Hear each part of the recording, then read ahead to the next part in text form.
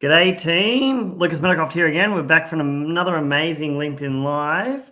We've got the amazing Kateesha Hembrow with us today, and I'm super looking forward to this conversation. So for those newbies joining in, if you don't know who I am, essentially been in the tech space for 20 years, co-founder and investor in multiple organizations. And these conversations, what I love to have around these conversations is, and what I love about Kateesha's story is around the grit that it takes to go from nothing to everything. And in her case, there's some major lessons learned from being in debt, which I have been many, many times in my life, through to now absolutely killing it. So thanks for joining me, Kateesha. Let's dive into it. No, thank you for having me. I'm looking forward to it. It should be fun, hey? Yeah, it will be. Always. So I'd like to kick off a bit about, I guess, your bit of a background, who you are, where you came from, and before we dive into what you're doing today. So can you just give us a bit of a personal insight to who the real Kateesha is? Oh, that's a good question. I guess who the real Kateesha is. Do you want professionally or personally? Personally. Personally, I got asked this question on a podcast the other day, and they said if you were to describe yourself without saying what you do for work, what would you say? And the first thing that came to mind was, I'm a brave cookie that inspires other people to do brave things. That's really, really cool. I love that. And so that your motivation is to bring the best out of others. Yeah, it's about getting, I guess, the best out of others, but to not only inspire, but to activate them to take action and do the scary thing that they have always wanted to do. And I guess my vehicle at the moment to support people with that is through my academy. But yeah, it's I guess the overarching mission and purpose for me is, inspiring people to do brave things. Yeah, love it. All right, let's give a quick 30 seconds, 60 seconds on Be Known Academy. And so the listeners understand, I guess, why we're having this conversation today. Yeah, perfect. So I founded the Be Known Academy a couple of years ago to support and coach clients through the process of growing their personal brand on LinkedIn and generating opportunities and leads off the back of it. I've been really fortunate to work with clients across 40 different industries, predominantly professional services. So thinking mortgage brokers, financial planners, coaches, people in tech, HR, leadership, you name it. And I support either business owners that are already well established, startups and founders, sales professionals, and people that want to quit their job and launch their own business, which is my personal favorite to work with. Brings me a lot of joy. Sticking it to the corporates, let's call it. I like to call it, I'm helping rescue them out of there. Love it. Let's take a step back. There's always something that happens in someone's life for you to go through this shift to do what you're doing today. So let's take a step back before you started Be Known. What happened in your life for you then to go all in on this particular business and conversation? Yeah, I love that question. So I guess for me, I always knew I was going to be a business owner. Just growing up as a kid, I was always really driven, and it's something that I say to people, the only way I can explain it was I was born with it. And you probably felt like this as well, Lucas, I would say, with how driven you are in your career. But what ended up happening, I guess, was I took the typical route of, going to university, getting a degree, and then I super randomly landed a job in mining. So I was in operations and logistics, controlling dump trucks in the mines. And it was quite a stressful year, and I got very, very sick, just purely from, I guess, the stress of the role. So I had a whole experience there and then made the decision to leave that. And when I left, I didn't have a job lined up, and it happened to be 2 months before COVID hit. So I took that time off. I was really unwell, was having surgery, just recovering from that. And then I decided to launch my own business. So I started off, culture and communication consulting. So working with companies to help them with that. But I very quickly realized that I needed to build a brand on LinkedIn, and I needed to do in-person networking in order for people to know that I even existed. So when I started my LinkedIn journey, I had 30 connections. I had hardly anybody on there. And I now have a community of over, I think I'm just about to hit 13,000 on LinkedIn. So For me, I guess I had a couple of years where I was consulting and I launched a community. What naturally happened was I had people reaching out to me saying, "Hey, you're really good at this LinkedIn stuff. Can you help me out with it?" And it just all evolved from there, and very quickly. And I wasn't even advertising Be Known. I just had clients reach out to me, and that was the natural progression. Of building out Be Known. It was clear like there was a market for it. The fact that I wasn't even advertising it and people were coming to me. So I made the decision to shut down the other businesses and go all in on the academy. Yeah, love it, love it. I'm going to dive into that in a second, especially Yes. around LinkedIn, because it's a hot topic. It has been for 10 years. People are still not using LinkedIn properly. Let's go back a step to the mining, because obviously that was very stressful. What was it like being a female in the mining industry? And this is not a sexist conversation, but I've dealt with a lot of mining construction organizations over a long time. And was that a factor of the stress? No, it wasn't actually. So we remote controlled from an office in Brisbane, and I looked after a mine site in North Queensland. So Okay, so I you would didn't have to fly. get your hands dirty. Yeah, no, I didn't. And look, I've got no problems with getting my hands dirty, but it just I was like X 7 years hospo before then, so that doesn't bother me. But no, I flew to site a couple of times a year, and I would say in terms of like the, shall we say, the sexism side of things, probably experienced it once from one of the older supervisors on site. But apart from that, it really did not, for me, like come into play. Like all the guys on site loved me because they knew they were getting their lunch breaks on time because I was good at what I did. So as long as they were getting smoko, at the right time, like the peace was there, we were good. Let's just double click on that. What was one of the main issues that occurred? There was probably numerous over a long time, but was there like a main one that was like, this is really stressful, I don't want to be a part of this, get me out? So I guess it was like a combination of a few things. So I would say the department itself was filled with incredibly talented people, which was such a shame. I think with being like massive organizations, just from a cultural perspective, unfortunately, I guess like from a high level, the department itself was run really, really poorly. And, we were just like short staffed, and it was quite, I guess, because the role itself was incredibly stressful. Like you're responsible for millions of dollars. I was responsible for emergency response. So if a truck crashed on site, it was up to me to shut the whole mine site down and coordinate emergency response. So you quite literally have people's lives in your hands. So I would say like a combination of the department just being poorly run, and I was a shift worker, and it was a very odd roster. It wasn't like a 7 on 7 off. You do 4-day shifts, and then you'd have 4 days off, and then you do 5 nights. So it was like I didn't sleep. And then within 2 months of getting the role, I ended up getting glandular fever. I got tonsillitis 8 times that year. I ended up in hospital twice with like allergic reactions to medications.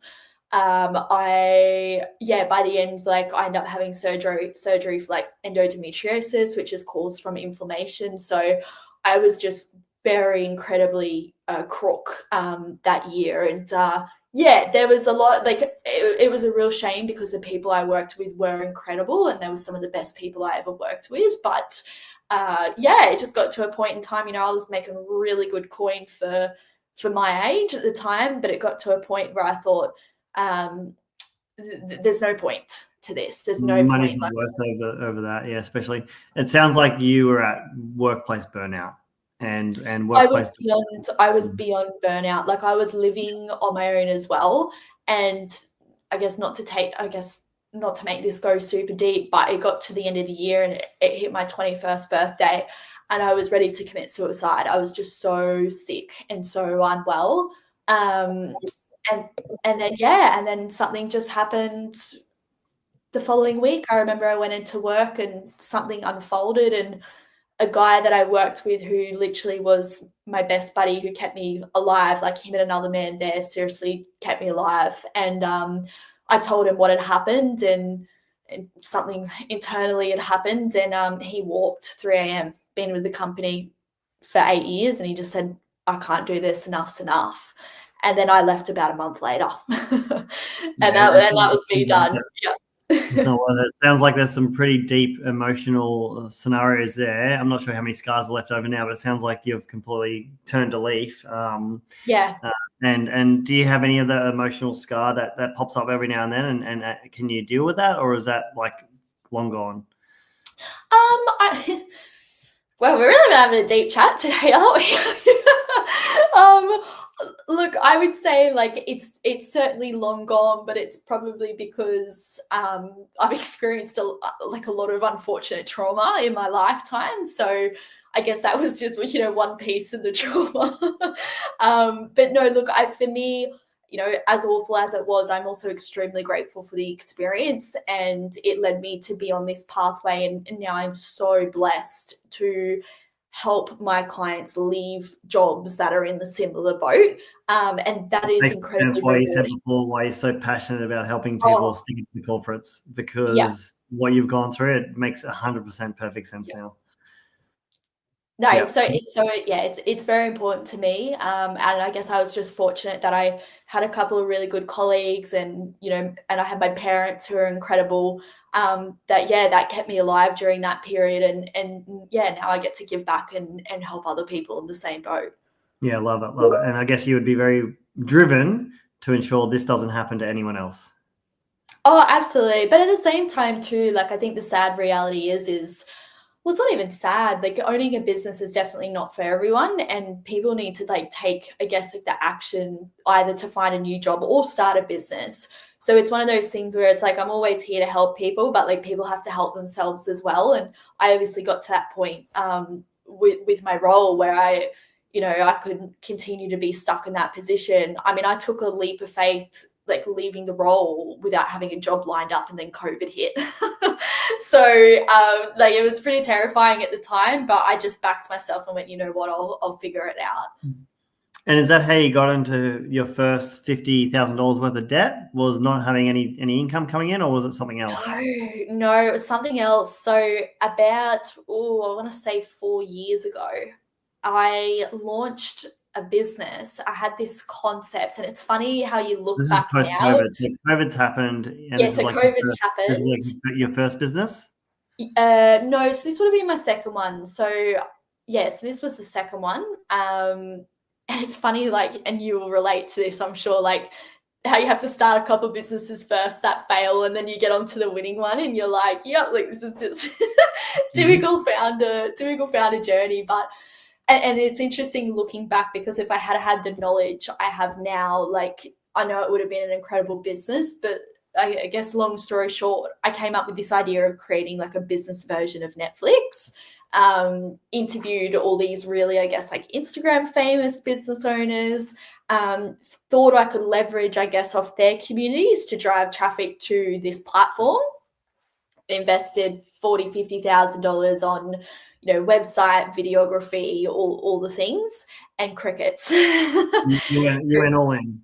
I went all in, and you know what, $50,000 isn't a lot of money to a lot of people, but at the time that was a huge amount of money for me to invest. $50,000 is still a lot of money for a lot of people, especially who are not earning that much in this living crisis that we're in now. Yeah, so it was very devastating at the time, and I was quite embarrassed as well, because I had launched it publicly as well. Everybody check this out. And it didn't pan out. So I pivoted, and that's when I launched the community, which was great. So I ran an in-person community, and then interviewed the business owners at the events. So that was really special, and it was doing well. But not long after that was when I started getting LinkedIn clients, and then Be Known was taking off. And as much as the community was incredible, it got to a stage where it was requiring a lot of attention. And there wasn't a high financial, I guess, return from it, as opposed to the LinkedIn work. So yeah, I made the decision to shut that one down. It's good that you've pivoted so quickly. Massive lessons that I have learned over my, last 15, 20 years in business is I hold on to things too long and not shut them down fast enough. Yeah, I definitely did back then, can I say? But I would say the last 2 years, I have moved a lot faster than what I did in the first couple. It's hard Yeah. because you're so attached to it as well, right? I know you really need to work towards like not tying your identity to your business, but you know, the academy at the moment is my world. So it's hard. It is hard to like detach, but it is important because ultimately businesses go like this, Yeah. and then they crumble, and then they fly. So The entire point you're making essentially is product market fit, and this is the number yeah, one thing that that's the only my honest belief, and with all the failures I've had, it's the only thing that actually matters is finding a 100%. product market fit for whatever business, service, offering, product you have. If you don't have that product market fit discovered, and Yeah. you think it's the most amazing product, and you spend $50,000 doing filming and websites and getting all that up and running, and you have no idea who the hell your customer is going to be, the first paying customer, then you're just pushing shit uphill. Oh, and And so, that term you just said was exactly what I used to use all the time. It was like, I feel like I'm just pushing shit uphill like all the time. But then the LinkedIn was just so natural. And I was like, oh, like it's flowing to me. And it's funny, like on that, I guess like product market fit that you were talking about. When I first started, I guess the academy and started coaching, I actually had a done for you service first. So I was creating the content, I was doing the lead gen for my clients. And then when my first lead came in for coaching, I wasn't even saying I was coaching. Somebody said, hey, will you coach me through the process? I thought, oh, if you're going to pay me, like I will. Like I didn't see myself as a coach at the time. And I thought, like, yeah, like I'll give this a crack. I'll help you out. And from there, I built out the academy. But it's interesting how many people you come across. And obviously, I was one of them years ago where they build out this giant thing and then they don't have the customers for it, or there's not a need in the market for it. So what I did with the academy was I was like, I'm not creating a single thing until I know a client needs it. And so I just worked with clients privately, and then I built out all my training and resources based off that. that is exactly how you should do it. And that's how you should do it. Yeah. That's If you because take you learn. anything from today. Yeah. Anyone who's out there listening in is creating a new product, new service, coming up with a new idea. It can be the best idea in the world, but if there's no customers that want to buy it, it doesn't matter how good the idea is. No, it doesn't. And it's disappointing because sometimes you think you got a good idea, and it's like sometimes you need to be humbled and know that it's maybe not the best. Exactly. Let's switch gears, because I love to understand how you went from that to then creating the community, then obviously then really pushing it hard from a LinkedIn perspective. And I'm pretty passionate when it comes to LinkedIn and the opportunity that we haven't really uncovered yet, right? And so we're very similar. I've only started going hard in LinkedIn the last couple of years. I'm about to tick over to 13,000 active. We'll have to race to 20. Sorry? We'll have to have a race to 20,000. Okay, let's have a race to 20,000. My goal is 100,000, so let's race to 20,000 first. What I've found, and I'd love to hear your opinion on this. What I've found is the authority it gives you. So what I mean by that is most of our clients are the mid-market, older type of organizations, right? Yeah. And so before I even have a meeting with them, they know me better than I know myself through looking at me on LinkedIn and also through our website. So they're like website and LinkedIn are the two main reasons people find the information about us, right? This is just our demographic that we deal with. Think of like a mid-tier, 1,000 staff member construction company. Yeah, and so they're not a TikTok, they're not an Instagram, they're not a Facebook type of demographic. They're very much you got to understand your demographic and where you're doing it. Yeah. And I've found that with our demographic, LinkedIn has enabled us to close deals and win jobs faster because of the authority it gives. So that's my personal experience. I'd love to throw it over to yourself now, Kateesha, and give me your experience over the last 2 to 3 years. Yeah, beautiful. I guess when you mean experience, do you want me to talk about, I guess, like how I scaled the business or like the results I've seen from like All LinkedIn? the above. All the above. Let's go back to the beginning. Why did you choose LinkedIn? Oh, that's a good question. So, and this is a bit of a cheeky answer. But the people with the money are on LinkedIn. to put it bluntly. Yeah, I started with a bit of Facebook and a bit of Instagram. And I just realized that the serious decision makers, the people with money, the go-getters, they were on LinkedIn. And I've certainly done things in the past on Facebook and Instagram, but I just found LinkedIn, I got my highest paying and my easiest clients from there. So I guess that's why I started with it.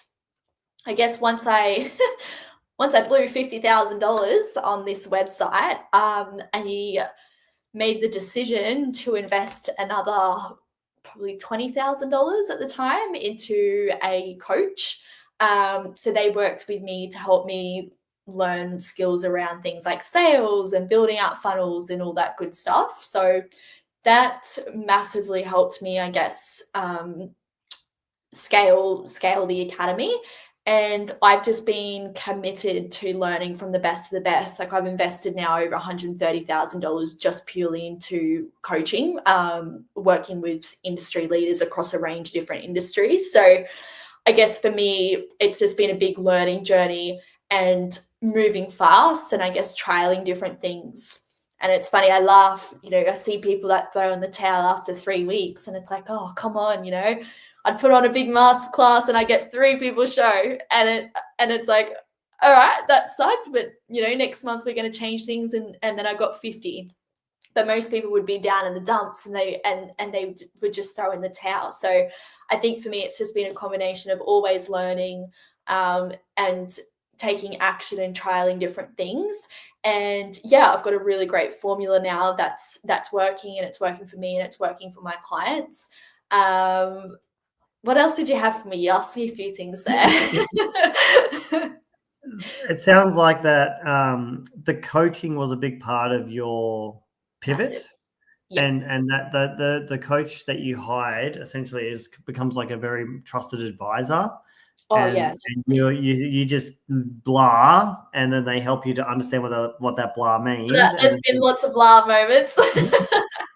They help you crystallize it, let's call it, and then put a bit of a strategy and plan in place. So that was a pivotal moment in your career. Oh, absolutely. And it's funny because ironically, I've never had coaching on LinkedIn because that was my zone of genius. Like, I really knew how to leverage LinkedIn, but it was more the skills around LinkedIn that I was like, I want to get really good at. So I want to get good at sales. I want to get good at public speaking. I want to get good at building out systems and funnels and landing pages and all that good stuff. So that was, I guess, where I identified I had gaps. And yeah, I just committed to the process.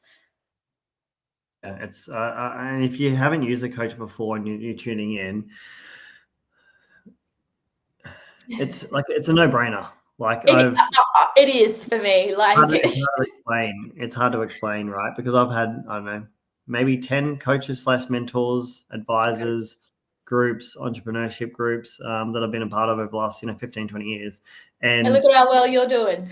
there's always something you learn, and it's just that one little moment that you're learning from someone who's already been there, done that, that you can then take that and go, well, rather than me failing at that, I can implement that and then skip ahead of the game. And it's such a, if you've never used a coach or never thought about using a coach, I think coach has got a really bad name, like real estate agents and car sales. Yeah, it does. Unfortunately. So the word coach you need to remove and go, can I find a mentor to help me mentor myself through this process? Yeah, no, you're so right. And unfortunately, I think because, there are a lot of coaches, I guess, that are out there. And I mean, like any industry, that might be doing some shady shit. But I like to think, that there are a lot of good coaches out there. And I've been really fortunate that everybody I have invested in has been incredible. Yeah, so if you are listening to this, take the shortcuts and get a coach. Because if I had a coach, been there, done that. Oh my goodness! If I had known what I know now, like, I would have saved myself a world of pain. That's what we keep saying. I'm nearly 40, and I keep saying it to myself as well. So it's like, oh, I wish I knew this 20 years ago. Yeah, let's dive into LinkedIn. I really want to understand what has been the number 1, 2, or 3 moments in your last 2 to 3 years that LinkedIn has essentially gone from nothing to everything? Because it's been a very short period of time for yourself. You went from a couple hundred connections on LinkedIn to nearly 13,000 in a very short period of time. people have been trying to do this for like 10 years and they haven't achieved it. Yeah. Could you pinpoint or come up with some sort, you might know the answer, but like, has there been pivotal moments that have caused this? Yeah, of course. I wouldn't say, I mean, there probably were pivotal moments, but in saying that, it was consistency and compounding. And I preach this to all my clients in my network that I didn't come an overnight success story. This has come from 3 to 5 years of me committing to show up on LinkedIn, pretty well every day. So I guess for me, what I find is when you're consistent and you're strategic and you're authentic as well, and authenticity is a huge reason why my brand has blown up as big as it has. Like, people can just really connect with me from just seeing one of my posts online. So I would say that pretty quickly, so you got to be authentic. What's that? Sorry. People can see through bullshit really easily, so you need to be authentic. Oh, absolutely. Absolutely. And I guess like I want to be presenting myself in a way online where if somebody met me on the street, like they would feel connected to me just the same, because it's like I'm just being me online. So I would say, in terms of, I guess maybe to give some advice and put my coaching hat on here, if you are looking to grow your brand on LinkedIn and get some more traction on there, I would say that there's a few key things that you need to be doing in order to have a really successful brand. The first one I would say is you need to make sure that you've got clarity around who it is you are, what you do, who you help, and what problems you solve. Because if you're unsure on that, then your audience is probably going to be confused as well. So it's really important that you've got that clarity, and then you also know what you're working towards as well. Because I'll tell you right now, you don't have branding success overnight. It takes time, and you need to have a goal in mind to keep you going, essentially. Otherwise, it just becomes pointless. It's like, why do I bother putting myself out there? So for me, I guess personally, like I've got goals, to create lots of impact and rescue more people from corporate roles and help founders. But I also have revenue goals as well, right? It's like I want to grow my business. I've been really fortunate that I've scaled a business that's been 100% remote, which is incredible. So, I'm building out all these things for myself, and that's come from just showing up consistently. So I would say that, and then making sure that your profile is well optimized, you're engaging in the platform, and you're obviously posting content consistently as well. And it doesn't have to be 7 times a week. It could be maybe 2 or 3 times, but as long as you're being consistent, that's what's most important. And it's impactful. The key word you use there, from what I've seen, is consistency. And you do need to set yourself a goal. I don't know, we only just met, so you probably don't know this, but I set myself a really, really hairy, audacious goal 18 months ago, that I was going to do a video post on LinkedIn every day for the entire of last year.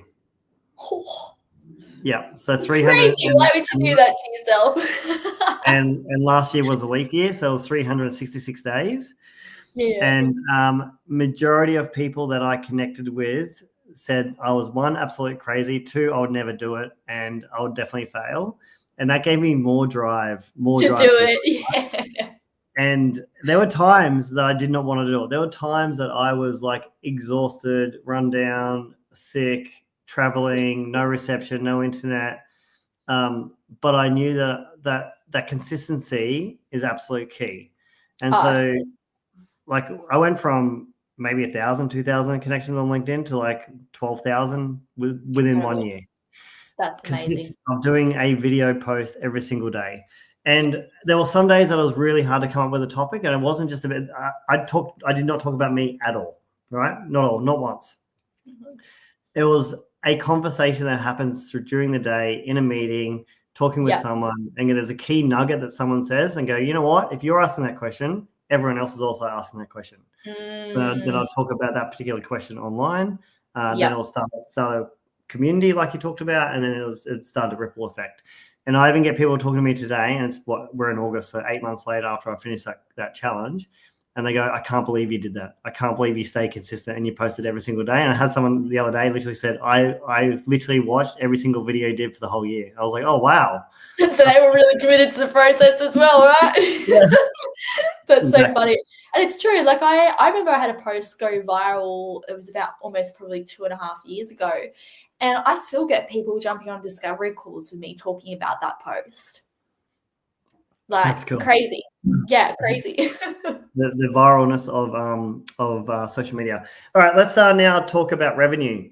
This is one of the hardest scenarios, I believe, is how do you take conversations on LinkedIn and then make money from those conversations? Oh, good what question. Have you found that has worked for you so far? Yeah. So not pitch slapping people for one. So if you're doing that on LinkedIn, please stop. So don't pitch slap. I get spammed 10 times a day and it fucking is so annoying. I bet you do. I hate it. Yeah, it is annoying. And did you see my post the other day about how I had that guy pitch me? Yeah. Yeah. So I don't know if you've done this recently. Anytime I get pitched, I implemented this about maybe the beginning of this year, 8 months ago. Anytime I get pitched, I automatically pitch straight back to them. That's cool. I never get a response. And nothing back. That's Nothing so back. funny.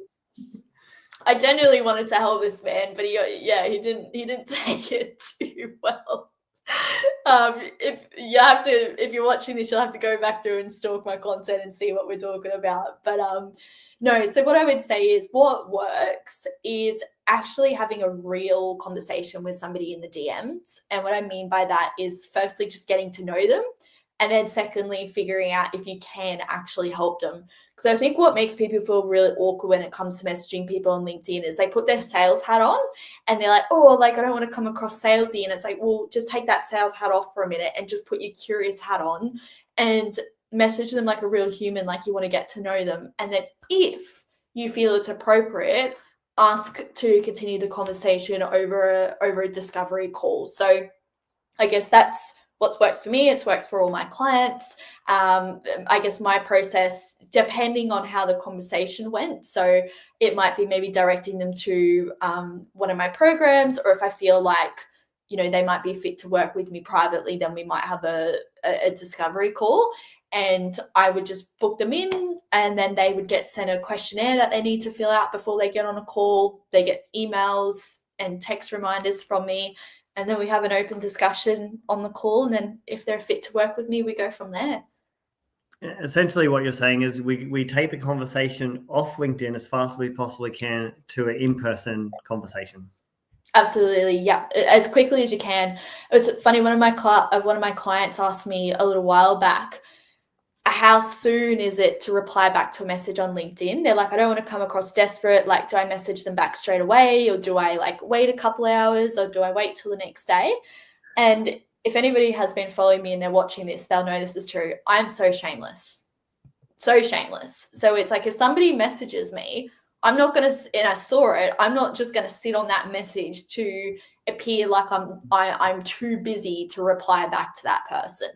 And hold on. Do people actually think this? Is this a thing that people think?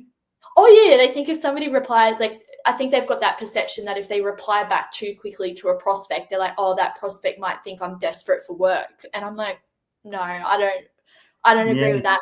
But you also run the risk. It means they want a problem solved immediately. So you're there to help solve their problem. Correct. And you run the risk as well. I said to this client, I said, if you wait, let's say a couple hours, 24 hours, whatever it may be, they might go to a competitor and then you've lost them. So speed to lead always. Yeah. Yeah. So this is why your educational services are so important. Let's dive into the academy. Can you give us a brief rundown on the academy today, the type of services this academy offers, and then how does someone join the academy? And the most important question that everyone asks is, what is the price of becoming a member of the academy? Yeah. Good question. So I've got lots of different programs, so it just really depends on what they need support with, and I guess how much support they want. So when you come into the academy, you've always got access to my trainings. I have 30 hours of training and resources in there on all things like LinkedIn, building out funnels, content, lead gen, sales, you name it. everything you need to turn a stranger on LinkedIn into a paying client is all in there. And then I also run group coaching calls and then private calls as well, depending on the client. So I guess in terms of investment, it could be anywhere from sending them away with a $27 training right through to have clients that invest, $20,000 into working with me. I have just launched a program today though, which is very exciting, which is a 90-day. Oh, what was that? Sorry. This is hot off the press. Hot off the press. I know the timing of this is so beautiful. So I have just launched a 90-day Dare to Be Known program, which has been designed to give people live feedback each week. They get access to the training, and then I run a group coaching call on a Wednesday at 9 a.m. Oh, not 9 a.m., sorry, at 11 a.m. So Wednesday at 11 a.m. Brisbane time, where they'll jump on, and if you want your content reviewed, you want to have a chat about your lead gen strategy, all that good stuff, that call has been designed for that. So today, so this is like a very personal one-on-one, but in a group structure. Yeah, it's in a group structure. Yeah, correct. So that one. What you're saying is that whoever joins this program get access to you directly. Correct. Yes. Yeah. So for that 90-day program, you're looking at investment of 1,997.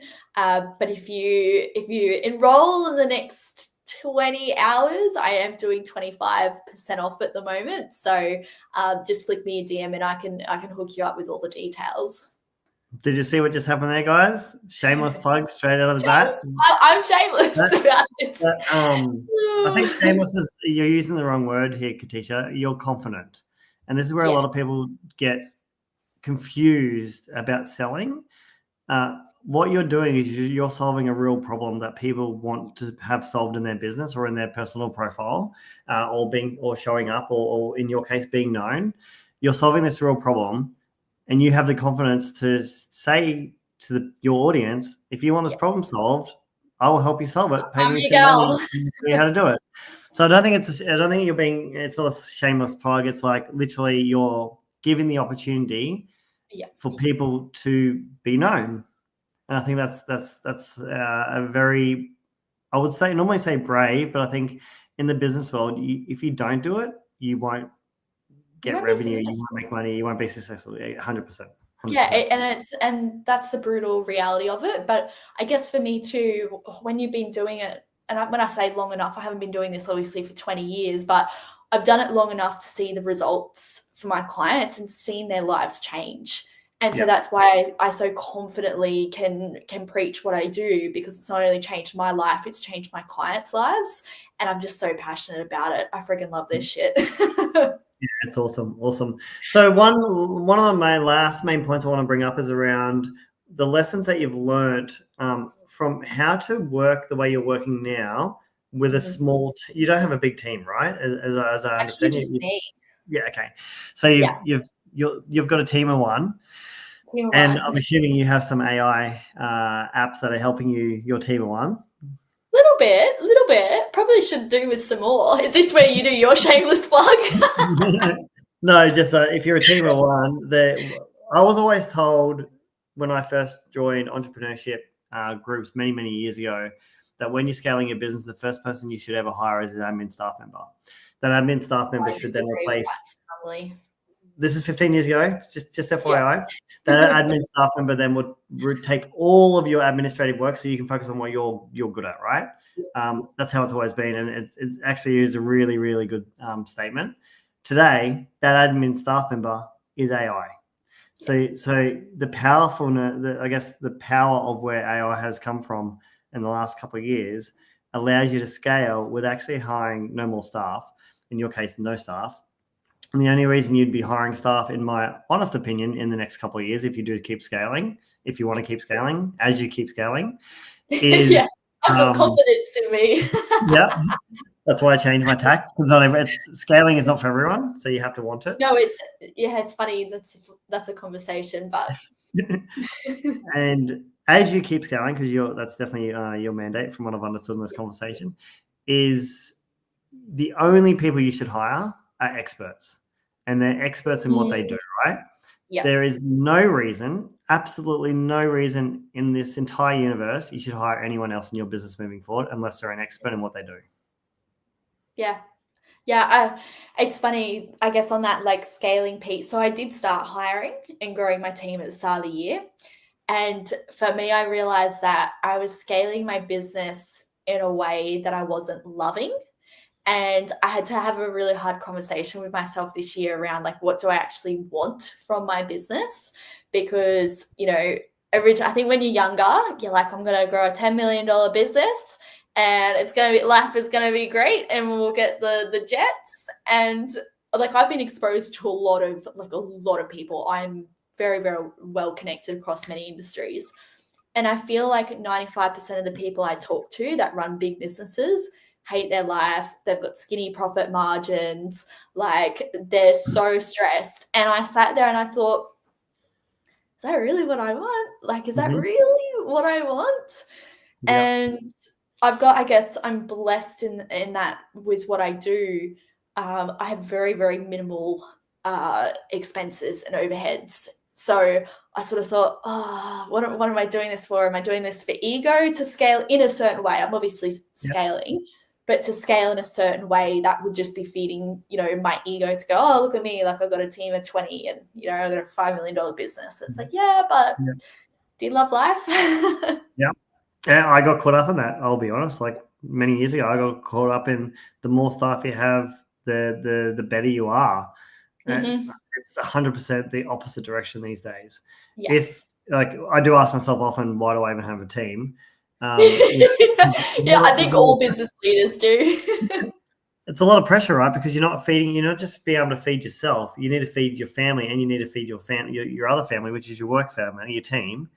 And when you're feeding a lot of people, that's a lot of income, which means you need a lot of sales, which you need. There's this huge responsibility. Correct. And employees don't understand this. And no, bless their souls. And if I was in your shoes doing what you're doing today, I think stay as lean as you possibly can for as long as you possibly can. And you'll have such a better lifestyle and just be able to love life to the fullest. And all that stress that you experience in your corporate job won't be there. Oh, it's not. Don't get me wrong. We obviously have stressful days as business owners, but I was saying to somebody the other day, a bad day as a business owner doesn't come anywhere near as a bad day as an employee. So back to your shameless plug, which is around this 90-day be known. Is it what's the actual name of it? Dare to be known. Yeah. So dare to be known. 90 days. You're committing. I don't know. Let's say you're committing a LinkedIn post every day for 90 days. Whatever your concept is, I won't steal your thunder. Yeah, who is it for? Like who is? If you could pick like the most ideal person to sign up to this program, who is it for? Yeah, perfect. So I'd say three people. So founders and business owners. This is a really good program for sales professionals. So if you're in a role where you're needing to generate leads for the company you work for, this is perfect for you.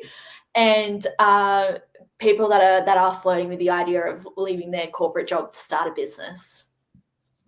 Yeah. I think that's your passion. I've already had somebody sign up this morning that's in that boat. Like they're not planning to leave until I know, it's like another one. They're not planning to leave till the end of the year, and they'll work privately when they do. But they're looking to, I guess, get those foundational skills and learn everything they need to now, so that way come the end of the year they're flying. So I would say they're the three type of people that this program would be a great fit for.